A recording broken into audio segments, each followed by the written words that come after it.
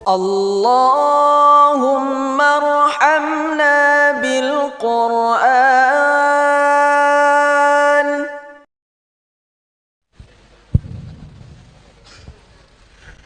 Bismillahirrahmanirrahim. Assalamualaikum warahmatullahi wabarakatuh. Alhamdulillahillazi birabbi'il awal wajabadahu birabbi isani wa anzala kitaban hudan wa nuran wa ansala sab'an minal masani yahdi bihi man yarju liqa arabihi wa nailal amani. Ashhadu an la ilaha illallah rahmani wa ashhadu anna sayyidana Muhammadan abduhu wa rasuluhu rabbani. Allahumma fasalli wa sallim ala imamil abrar wal muqarribin sayyidina wa maulana Muhammadin wa ala alihi wa sahbihi al-ansar wal muhajirin wa alaina ma'ahum birahmatika ya arhamar rahimin. Wa qala Allah ta'ala fil kitabil azizil karim, a'udzu billahi minasy syaithanir rajim. Bismillahirrahmanirrahim. Laqad khalaqnal insana min nutfatin amsyaj naftalihi faja'alnahu sami'an basira. Faqala Nabi sallallahu alaihi wasallam, istatun yadkhulun naroh bisitatin al umara'u bil ju'uri wal arabu bita'asubi wa ahlur rustaqi bil jahli wa dahakinu bil kibri wa tujaru'u bil hiyanati wal ulama'u bil hasad. Ibu bapak, saudara-saudaraku rahimakumullah yang kami hormati, musyawarah pimpinan kecamatan atau dalam hal ini diwakilkan oleh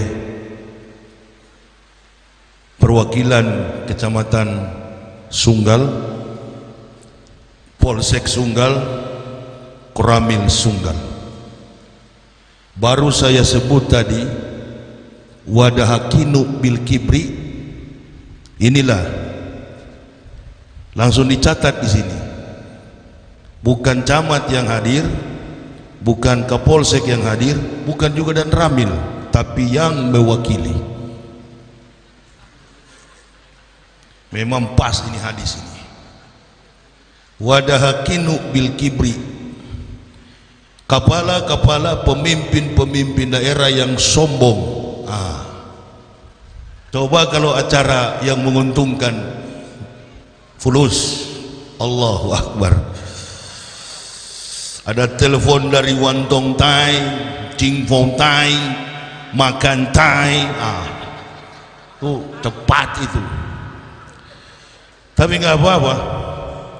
Yang kami muliakan para alim, para ulama, tokoh-tokoh masyarakat, bahkan kalau tidak salah ini kompleks perumahan, kepada penggawa, sesepuh tua-tua yang ada di kompleks perumahan Gria Raihan Kota Medan, Sumatera Utara.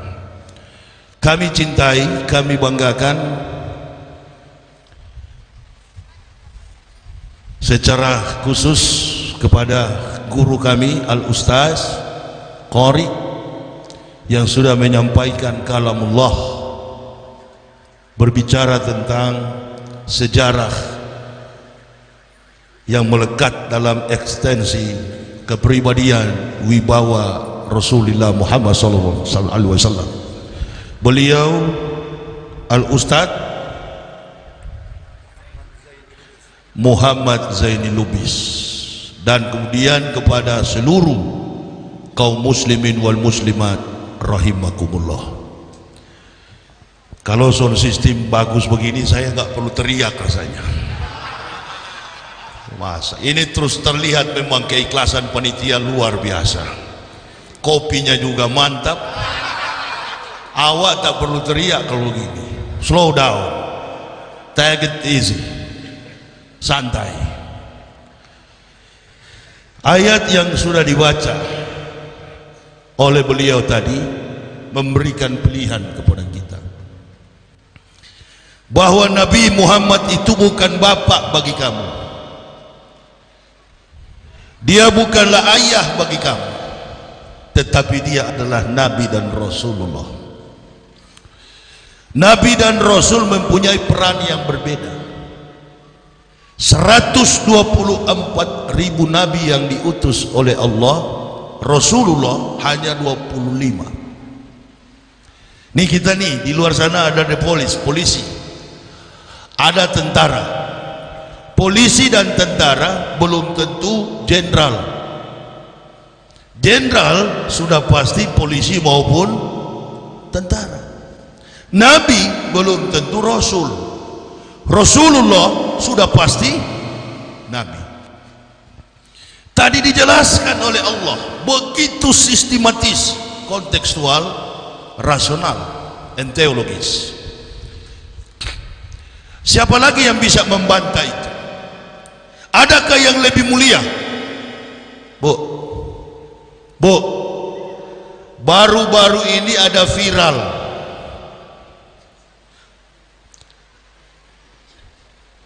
Ada viral seorang nenek-nenek usianya sudah uzur, sudah mau kembali ke rahmatullah, bukannya memperbanyak minal laila fatahajat bihi, bukannya memperbanyak sholat tahajud, malah memperbanyak maksiat.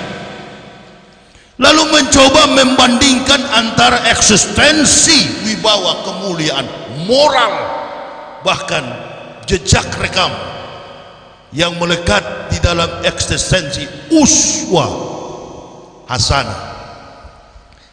Memang sistematis. Bertanya pula kepada mahasiswa, siapa yang lebih mulia antara Rasulullah dengan Soekarno? Ini hati-hati mau menjawab. Hati-hati. Kita sebelum pilpres sampai hari ini, Allahu Akbar, ribut tak pernah berhenti. Saya kasih gambaran begini. Rumah tangga itu kalau ribut pasti ada yang tidak beres dalam kehidupan suami dan istri. Terkait dengan persoalan yang ada secara politis di luar daripada problematika teologis. Tapi persoalan politis adalah berbicara tentang realitas teologis. Pegang baik-baik. Tidak mungkin disebut pendakwa kalau tidak bisa membaca rekam jejak daripada perjalanan politik. Politik itu hanya bisa dijawab oleh fakta yang tertuang dalam kebenaran Allah, firman. Karena kehidupan manusia yang pernah, sementara, dan akan terjadi sudah tercatat secara sistematis, kontekstual dalam kebenaran bukan tidak tercatat, sudah ada catatan orang-orang zalim dari zaman Nabi Adam sampai dengan Adam Malik. Artinya dari zaman manusia kuno sampai manusia modern, manusia-manusia zalim seperti ini selalu ada. Saya, Bu, mempunyai anak, karakter anak saya beda dengan saya, karena gen daripada anak cucu kita bercampur antara gen laki dan perempuan. Jadi karakternya tidak mungkin mirip, sekembar-kembar orang pasti beda. Nah, Nabi kita Muhammad SAW, jangankan orang Islam,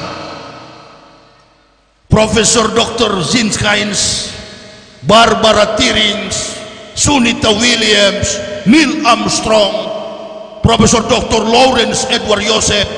Dan ada satu catatan, 100 the great men in the world, Prophet Muhammad Budman number 1. Catatan 100 manusia terbaik di dunia, baginda Nabi SAW menduduki ranking pertama sebagai manusia yang terbaik di dunia. Siapa penulisnya? Bukan orang Islam. Bukan orang Islam penulisnya. Siapa penulisnya? Michael Hart, penulis Amerika. Direpresentasikan di Harvard, Amerika, Oxford, Inggris, University. You know Michael? Muhammad is enemy. Muhammad itu adalah musuh kita. Apa yang membuatmu kagum sehingga menulis tentang kebesaran, keagungan, kemuliaan Nabi orang Islam itu? Dia pikir Nabi Muhammad ini ya namanya orang kafir, munafik. Mereka berpikir Rasulullah SAW ini hanya nabinya orang Islam. Salah kali. Nabi Muhammad ini bukan nabi orang Islam. Wa ma arsalnaka ila rahmatal lil alamin. Tidak kami utus, kata Allah, bagimu Muhammad kecuali menjadi rahmat bagi alam semesta. Jadi catatannya secara konklusinya, kita pukul cepat-cepat ini, bikin pembatasan masalah karena mempercepat asar. Sistematis kita jelaskan, karena biar bagaimanapun semua sikap karakter yang baik yang bertumpu pada moralitas yang luhur, atau dalam istilah kita pelajaran dulu, budi pekerti yang luhur, dan kemudian bawa sukses bagi peradaban majunya sebuah bangsa, negara, bahkan satu komunitas masyarakat. Berarti karakter itu melekat dalam kebaikan diri para nabi, khususnya uswah hasanah yang melekat dalam diri Rasulullah Muhammad sallallahu alaihi wasallam. Soekarno dan Hatta proklamator, itu maksud saya. Tetap representasi kesuksesan antara Soekarno dan Hatta karena melekat di dalam jiwa mereka.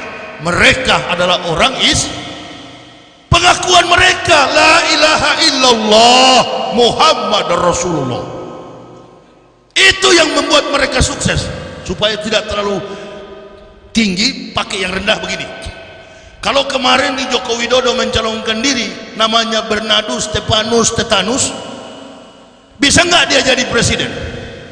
Bisa nggak?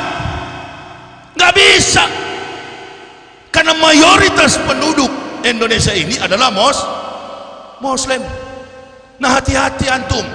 Jadi representasi Pak Soekarno dikenal sebagai proklamator karena melekat dalam jiwa melekat dalam jiwa Soekarno itu adalah wibawa Rasulullah sallallahu alaihi wasallam. Jangan memperalat bapak, jangan suka memperalat petugas. Nih bangsa ini memang dasar cengeng. Kalau merasa ada kekuatan, orang diinjak-injak. Merasa ada kemampuan, orang disepelekan. Memandang manusia dengan sebelah mata. Karena apa? Dua faktor tentunya. Yang pertama sombong, yang kedua buta, goblok tapi pura-pura Nah, ini yang bahaya.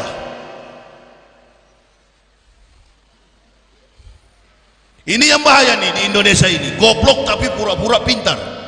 Sama dengan komentar-komentar tuh jari-jari itu di handphone itu. Itu kalau sudah di handphone begitu nggak ketahuan. Karena ini kan maya di awang-awang. Siapa yang berkomentar? Namanya masyarakat Indonesia. Nggak tahunya komentarnya si buta huruf tapi terkesan profesor. Ini masyarakat ini. Wa ahlu rustaki bil jahli, kata Nabi SAW, kebodohan orang-orang kampung. Jangan terperanjat kita, dan jangan juga kita terjebak. Ini politik sampai semua dibahas. Ini begini ya, saya sering keliling Indonesia dengan bini anak. Saya ini kan tidak ada kelompok dalam Islam ini, nggak ada. Malas saya berkelompok itu. Saya bukan NU, saya bukan Muhammadiyah, saya bukan Naqsabandiyah, bukan pula Al-Wasliyah, saya juga bukan FPI, saya bukan Ansor, saya bukan Banser, apalagi Banserep. Nggak ada tuh. Allah kasih hidayah 11 Oktober 2006, saya, istri dan 3 orang anak, kami ikhlas mengucapkan 2 kalimat syahadat. Kenapa kami masuk Islam? Karena kami lebih paham daripada bapak ibu terkait kebesaran Rasulullah Muhammad sallallahu alaihi wasallam. Tapi kita harus waspada. Orang kafir tidak membaca Quran. Hati-hati ya. Orang kafir, sekali lagi, tidak membaca Quran. Mereka juga tidak membaca hadis. Garis bawahi, tetapi orang kafir akan selalu membaca akhlak, sikap dan karakter kita umat. Ini yang perlu kita jaga. Sudah nenek-nenek mestinya berdoa. Banyak-banyaklah minta ampun. Alhamdulillah, karena masih diberi la tasalu qadama abdin yaumal qiyamati min baini yadayillahi ta'ala hatta yus'alu an arba'ati asa. Pakola Nabi SAW, tidak beranjak kaki seorang hamba dari pelataran kiamat kecuali dia ditanya 4 masalah. Yang pertama, an umri fima afnahu, umurmu dengan apa engkau habiskan. Wa an jasadihi fima ablahu, jasad yang terkubur di tanah pun ditanya oleh Allah, dengan apa kau rapuhkan. Wa an ilmihi wa amila bihi, ilmuhmu untuk apa kau gunakan. Ilmu dalam kompetensi apa saja, terutama tentang kalamullah. Yang keempat, awas, bahaya nih.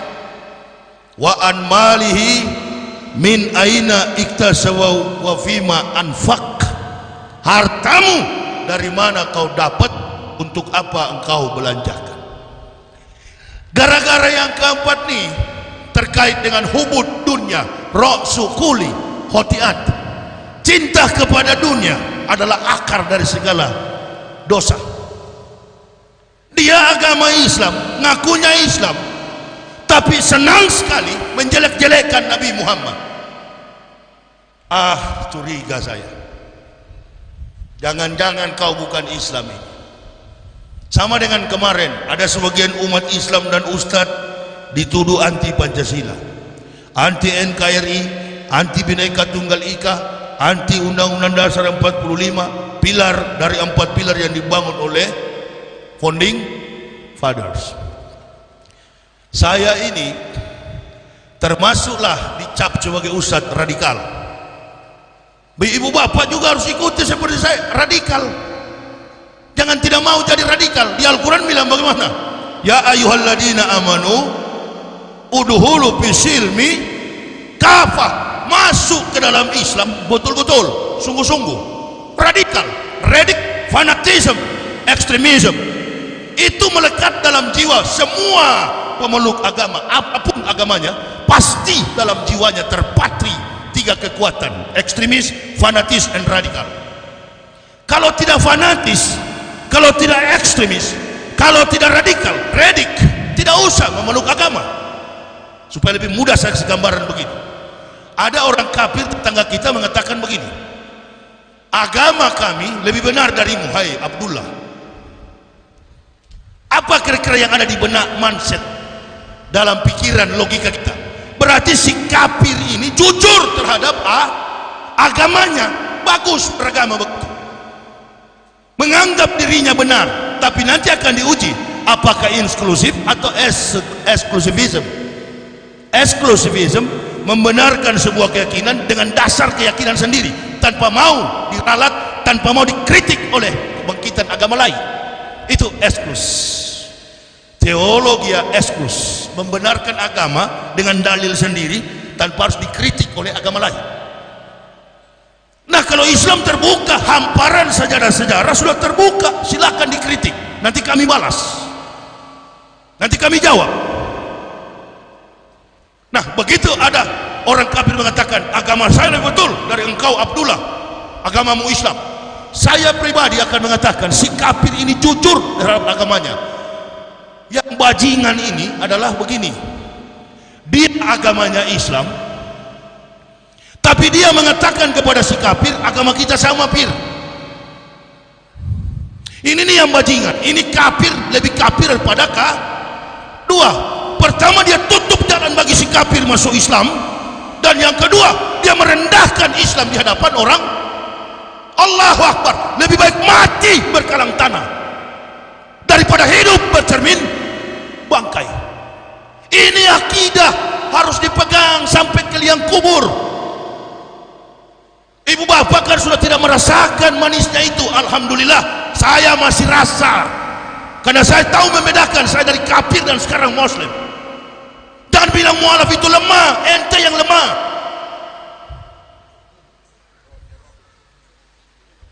Mana ada orang dari kafir itu berkhianat kepada Islam? Gak pernah. Bahkan Islam ini jaya karena mantan-mantan kafir yang ada di samping kiri kanan baginda Nabi Muhammad sallallahu alaihi wasallam. Ente cuma banyak asumsi. Yang bikin kacau selama ini bukan mualaf, bukan orang dari kafir, orang yang sudah dari nenek moyang ngaku Islam. Saya saja dari kafir, masya Allah, mencintai Nabi Muhammad sudah teruji dibanding bapak ibu. Mana kecintaan bapak ibu kepada Rasulullah? Tunjukkan. Sudah tidak mencintai, sudah tidak ada bukti, malah menghina. Nabi Muhammad ini, kalau ibu bapak mau tahu, dari 124.000 nabi yang diutus oleh Allah, 123 nabi, 123.999 nabi gagal menuntun manusia. Satu nabi yang berhasil, nabi yang terakhir, Ahmad bin Abdullah, baginda Rasulullah Muhammad sallallahu alaihi wasallam. Makanya dari jauh-jauh hari, 4076 tahun sebelum datang Nabi kita Muhammad, bersyukur kita menjadi muslim.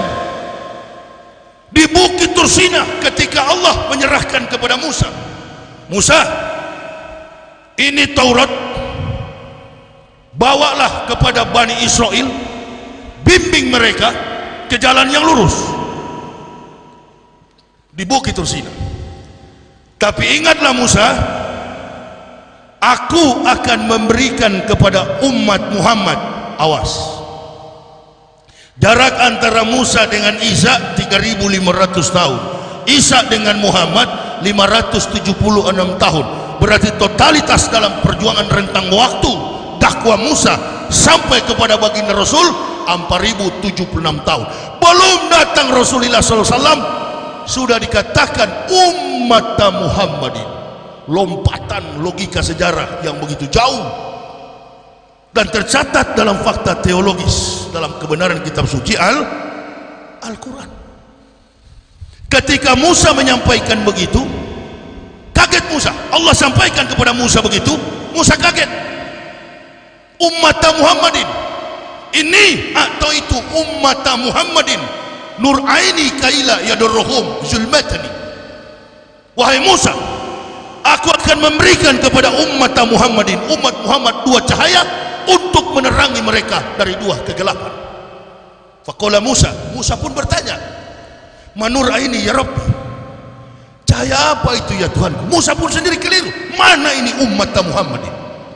Ini supaya jemaah bangga dengan Islam. Ini sejarah umat Muhammadin. Manur aini ya Rabbi, dua cahaya apa itu ya Tuhanku? Faqala Allah Ta'ala, nuru Quran wa nuru Ramadan.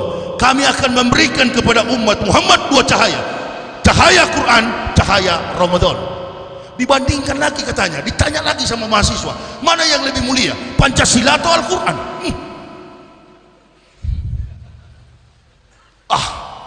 Tidak ada wibawa sama sekali kita ini. Dibanding-bandingkan antara Pancasila dengan orang kalau hafal Pancasila itu bukan dari atas ke bawah. Saya dari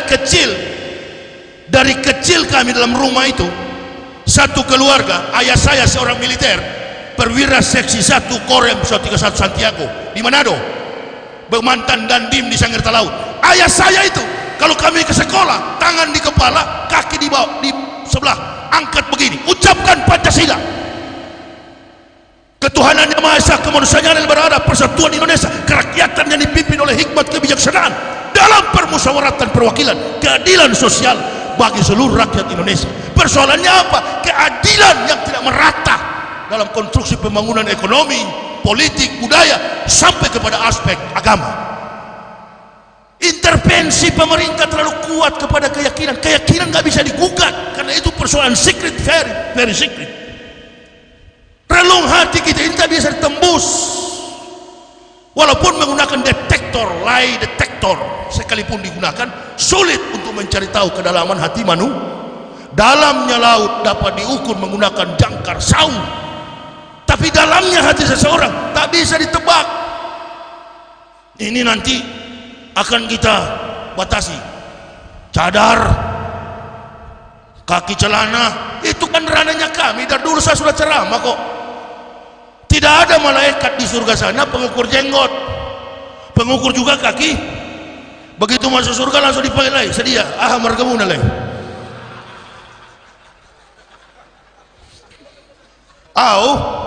Balok si tomorang. Saya goreng balak. Lo surga. Panggil saya dia ukuran jenggot. Ukur juga kaki celana. Itu ranah kami pendakwa. Biar kami yang luruskan. Siapa paling panjang jenggot, surganya paling tinggi. Jenggot kamu ya Allah ini maju, kata Ridwan. Kenal Ridwan? Kenal Ridwan? Bukan Ridwan yang jual soto Medan. Ridwan penjaga pintu surga. Maju kau ya. Berapa jenggotmu? 2 cm. Allahu Akbar. Kata Ridwan 2 cm begini di ruang tamu, yang paling panjang di atas lantai 50. Kamu yang tidak ada jenggot sama sekali, seperti si botak ini tidak ada sama sekali. Ini kalau tidak ada jenggot begini di dapur surganya. Nggak apa-apa tak? Nggak apa-apa. Yang penting kita masuk surga. Nggak usah ambisi, nggak perlu ambisi ke sana. Nah itu ranah pendakwa, itu keyakinan yang berilmu yang tahu. Kiwamud dunya bi arbaati asa. Tertibnya dunia bergantung pada 4 persoalan, 4 orang. Yang pertama bi ilmi ulama'i, ilmu para ulama. Bukan berarti saya bilang begitu saya mendakwa diri saya ulama, bukan. Saya hanyalah bekas mantan kafir yang jadi Islam. Lebih Islam insya Allah daripada ibu bapak. Oh iya dong, harus begitu dalam hidup manusia. Bahasa dia boleh, saya nggak boleh. Itu bukankah prinsip orang Batak begitu? Dia jadi sarjana hukum, saya magister hukum. Dia jadi magister, doktoral hukum. Kan begitu prinsip yang melekat dalam studi antropologi masyarakat Batak. Bukan saya tidak tahu itu. Saya berdakwah tapi saya menguasai dulu. Saya baca dulu studi antropologi linguistik, bahasa dan budaya dalam satu problematika masyarakat temporary, masyarakat long time ago, waktu yang lampau dan sekarang, until now. Baca dulu, kemudian baru kita turun mendakwahkan. Pendakwa yang sejati, pendakwa yang betul-betul mampu membaca rekam jejak politik dan sosial budaya masyarakat, sehingga tidak ada tuduhan bagi kami. Oh ini ustadz anti Pancasila, ustadz radikal, ustadz ekstrim. Ya memang mesti ekstrim. Tujuannya apa? Godwatun fisabilillahi aurahautu khairun minad dunya wa ma fiha. Tujuannya bukan dunia tapi akhirat, lebih mulia daripada dunia. Antum ini tujuannya dunia, makanya kontras, tubruk terus, tertabrak terus dengan akhirat. Akhirat jangan dibawa dalam lembaga pemerintah, jangan dibawa dalam persoalan horizontal. Urusan akhirat, studi akhirat, urusannya adalah bahkan sampai kepada fakta-fakta yuridis, vertikal bukan horizontal. Ini semua dibawa ke dalam ranah pemerintah. Itu urusannya administrasi. Oh tapi begini Ustaz, teroris di mana-mana itu individu. Islam melarang, dan teroris tidak ada hubungan dengan agama Islam. Di dalam Islam saja Bu, mengganggu semut yang lagi mondar-mandir berdosa, mengurung binatang di dalam sangkar burung berdosa. Itu dalam Islam. Nggak singgung kepada jamaah yang pelihara burung,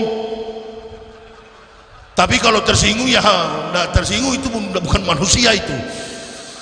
Oh memang begitu, ceramah kok. Saya juga ceramah di Cikampak pernah, apa Kota Pinang. Ustadz, nanti kapolseknya orang Kristen akan datang. Ya nggak apa-apa, suruh duduk di depan. Begitu saya ceramah, saya bilang, Pak Kapolsek masuk surga kecuali sunat dulu masuk Islam. Oh, dakwah kok apa urusan? Tak biasa kita ini takut dengan makhluk. Apa yang ditakuti? Kalau itu kebenaran, kebaikan, bukan benci, sayang. Dokter begitu memeriksa sebuah diagnosa penentuan penyakit kepada si pasien, dokter selalu bertindak tegas dan hati-hati. Bom gereja, bom Polres, bom rumah ibadah, bom masjid, bom vihara, nggak ada dalam kamus ajaran tauhid Islam. Islam berbaik sangka dengan kepada sesama.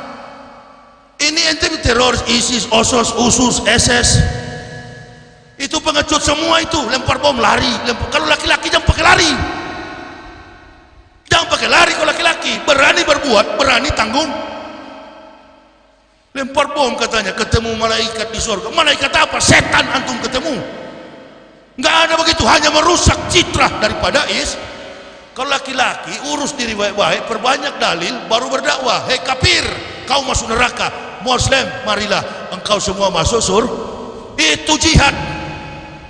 Dan nggak usah pakai bela. Saya tadi sholat zuhur di Masjid Al-Islah di Delhi Sei Belutu. Karena sampai situ kami sudah tahrim. Saya bilang istri saya, ini zuhur 12:13 menit, mampir yuk. Kenapa? Baku banting sini kita dengan malaikat. Ya kami kalau sholat bilang begitu, baku banting dengan malaikat di sini. Saya memang dari kecil jiwanya jiwa fight. Baca riwayat Umar bin Khattab memang cocok ini sama. The desert fox, the desert lion, singa daratan, singa padang pasir. Begitu memang. Apa yang ditakuti? Kebenaran. Mana ada kebenaran dipenjarakan? Kata South African, Presiden Afrika Selatan yang dipenjara, Nelson, kalian penjarakan saya, tapi pikiran saya tak pernah terpenjara sampai ku mati masuk ke dalam liang kubur. Nelson Mandela. Itu yang harus kita pegang. Kebenaran itu disampaikan, kulil haqqo walau kana murun. Kebenaran itu walaupun pahit sampaikan. Demi apa? Kemaslahatan. Jangan kau halang-halangi ini kafir mau masuk Islam. Itu urusan kami. Dasar penjilat kau. Hitler bilang penjilat itu bagaikan lalat di atas pesos. Lalat di atas pesos. Kalau nggak percaya, ente coba dulu di samping masjid satu tempat, lepas di situ. Tunggu 5 menit kalau tidak datang.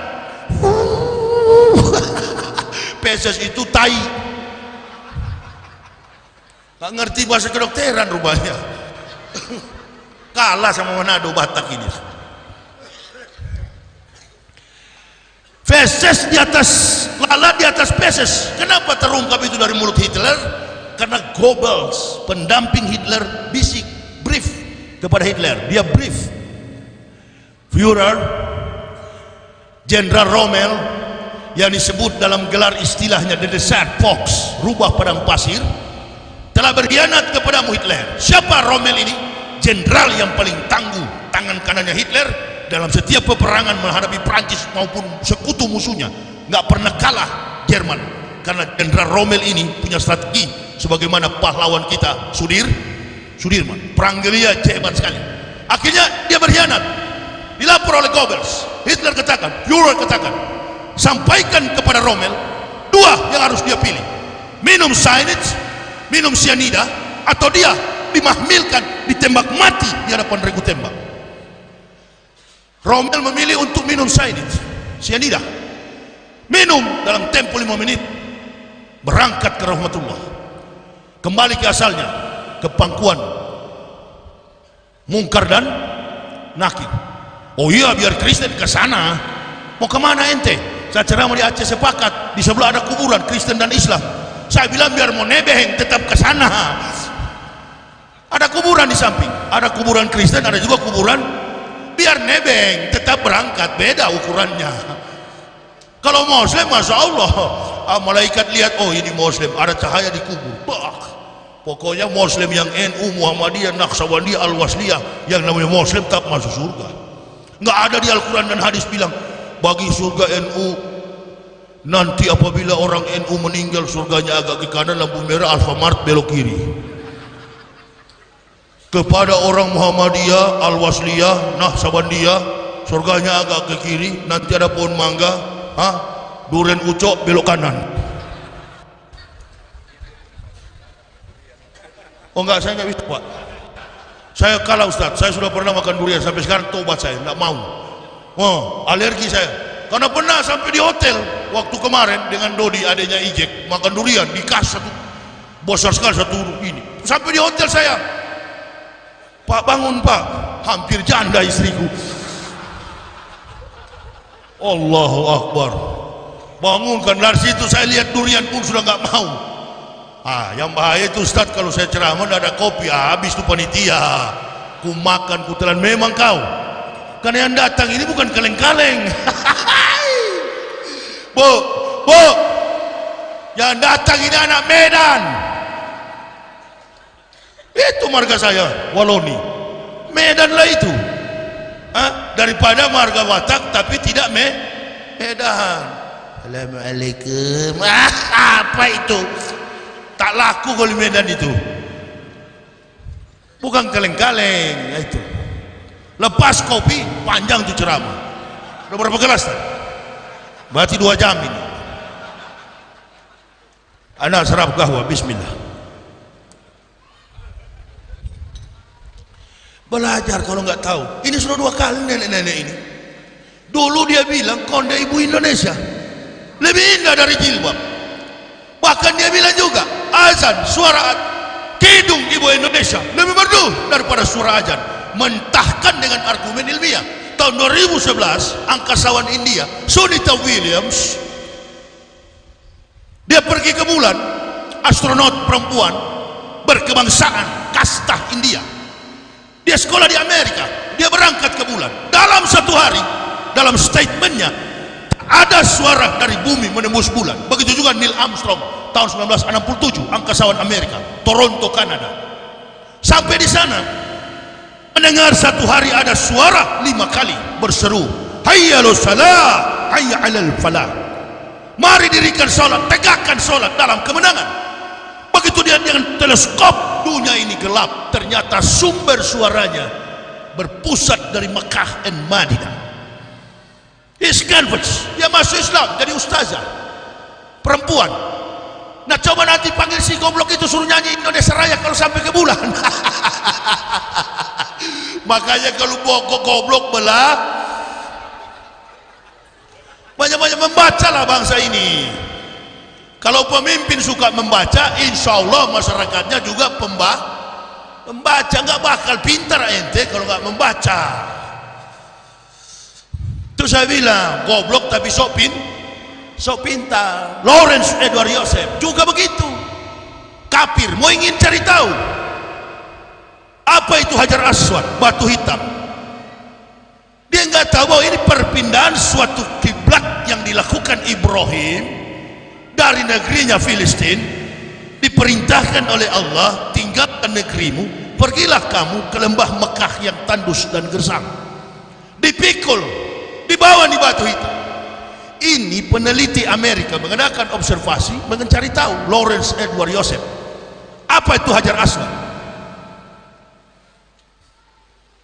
King Abdullah di tahun 2013, bukan Salman baru ini, tidak memberikan masuk dia karena dia kafir. Hanya diberikan kesempatan dari atas menggunakan teleskop. Lawrence Edward meneliti tentang Hajar Aswad. Apa yang dia temukan?